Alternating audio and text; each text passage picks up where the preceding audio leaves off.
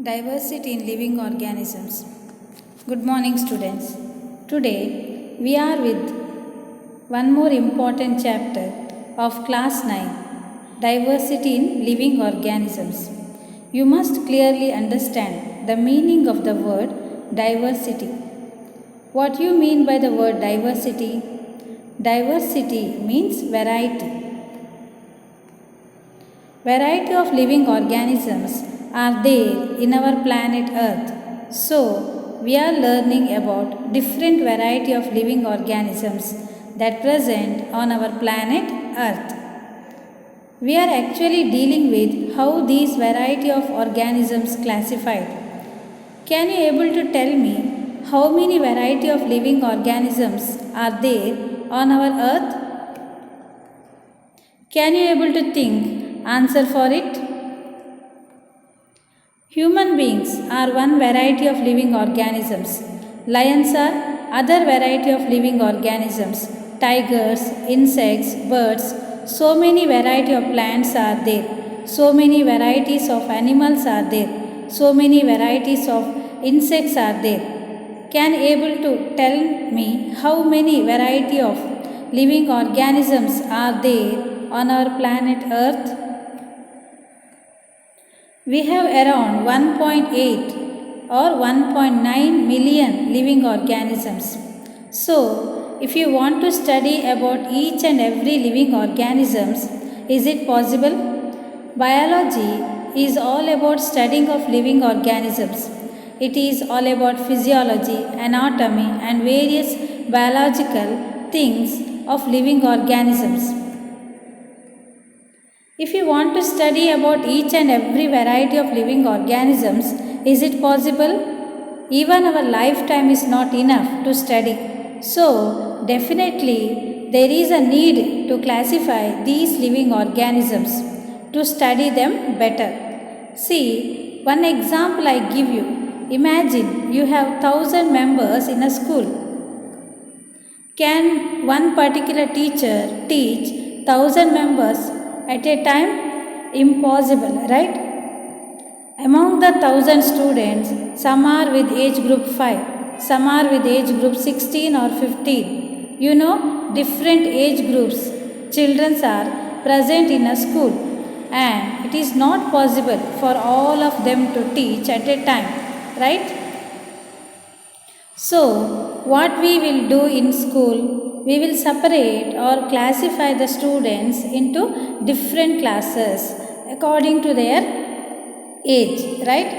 And we will make all 5 years old children sit in one class and we call it as UKG, and all 6 old kids sit in one class and we call it as first standard. All 16 years old children sit in one class and we call it as 10th standard. Like this, all the 1,000 members present in a school are classified or separated into different groups or classes. This is how to make the teaching easy. We classify all different students into different groups or classes. Similarly, we have around 18 to 19 lakh variety of living organisms on planet Earth. To study them better, to understand them better, we have divided the 18 or 19 lakh variety of living organisms into different groups, students. That is what we call classification. So, the whole chapter is about classification of living organisms. So, how we have classified all 18 or 19 lakh living organisms? On what basis we classified? What are the different groups? What are the name of different groups? The whole chapter is about detailed study of classification of living organisms. Students, classification is nothing but separation of living organisms into different groups. On what basis do you classify? Classification is always based on similar and dissimilar characteristics. What do you mean by the word similar characteristics?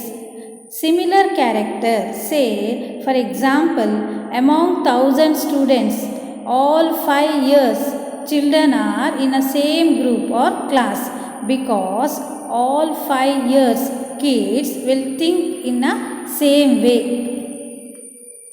They can learn in a similar way. They can behave in a similar way. Their mental capacity are similar. Based on the similar characters means their particular behavior, features, their functions, particular form, detailed physical appearance. These are all characteristics. Classification is based on similar characteristics. Why is classification necessary? What is the need of classification?